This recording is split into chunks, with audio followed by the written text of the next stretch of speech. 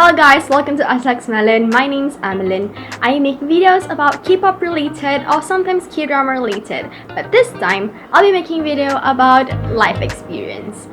In this video, I'll be talking about my experience on exchange program, whether it's luck or effort.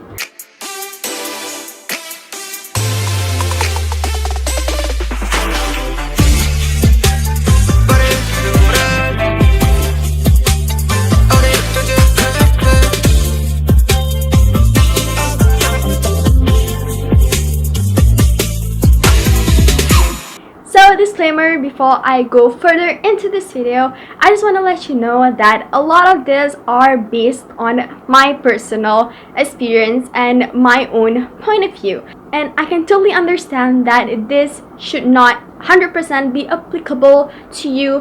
What I did doesn't have to be what you have to do, but it can act as a guideline for you to go if you are interested in going for an exchange program. So if you're clear on that, then let's move on to today's video.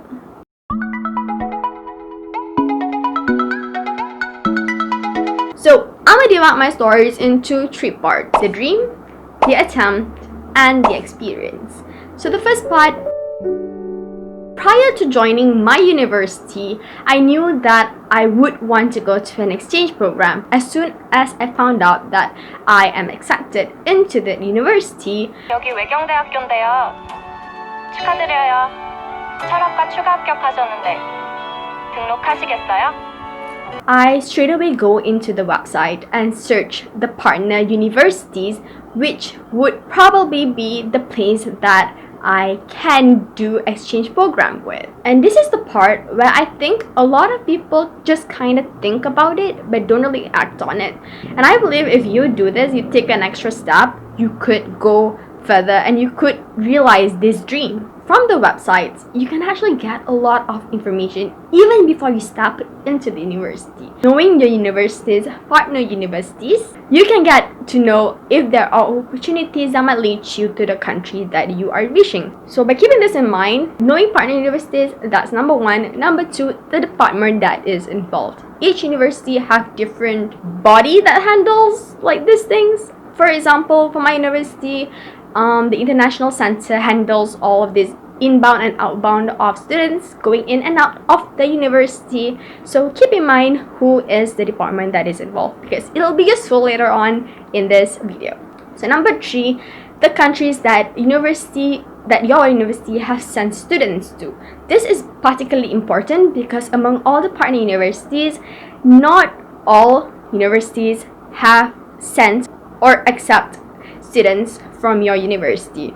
So there usually will be like a bulletin that you can look and read up. And obviously a lot of the stories that they put up, like I don't know about you, but in my case, a lot of the stories that they put up is very extravagant and it's very out of reach, which if you're a normal student, it kind of sets you back because you sometimes you just don't want to be standing out, you know. But keep in mind that that is not the case for everyone, and I assure you, even normal people like you and me can like go into this exchange programs, and you don't have to be the smartest kid in the class, you don't have to be the best in your batch or things like that. You can still have a chance to go to an exchange program. So you might be thinking like, why do you want to, have such a big dream and, just putting yourself into a lot of thinking even before you know that you can do it? So the reason is that exchange program is one of the programs that has always been high in demand. Knowing that, you have to put a little bit more effort into finding it out, because a lot of times universities don't spoon feed you. So informations like this don't really get to you by like people word of mouth. Sometimes you have to go and look for it yourself, which is why I said knowing the department that is involved in this exchange programs will help a lot, because you can find a lot of information based on their website or their social media, which is nowadays very helpful. So moving on to the next phase, which is the attempt. So I joined my university as a diploma student and I furthered my studies in degree at the same university. So what this gives me is the opportunity to know more about my university more than my peers. And what I found out from my 4 years of studying is that my university don't really send diploma students for exchange program, meaning you have to wait for degree and only then try to apply. And even if you're in degree, you can't go to exchange program as a final year student. So things like this you have to keep in mind, and things like this they don't really tell you unless you're already in the university. So show your interest early. Let your lecturer know that you're interested, so if there's any information that they can give you straight away, then that would be very helpful. And that is kind of like what happened to me, even though nobody really tells me anything and I kind of have to figure it out myself.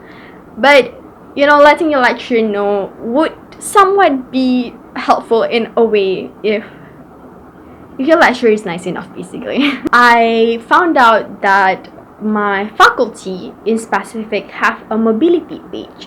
So I found this out like at the end of my diploma years, like before I joined degree. And this discovery really made a big difference, because when I found out about my faculty's mobility page, it means that I know the overall structure of how the mobility happens in my faculty in specific, like how the flow is. Like for example, if they send students on September, they don't ask, like the process doesn't start in like July or August. It starts way early, and you need to know all these things for you to be prepared.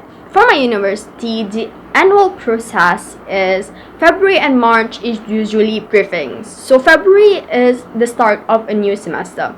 So that is usually the briefing and applications. So April until May is actually documentation and acceptance. So this is where you will see your name is listed or not, and if there's any interviews that you have to go to, yeah, things like that. And then for June, that is when offer letter begins. So I know that sometimes when you're like going to, like if you're going for a mobility in September, June is a bit too early, but no, there's a lot of preparation that needs to be done. For example, insurance, the country, if they need visa, you have to settle that.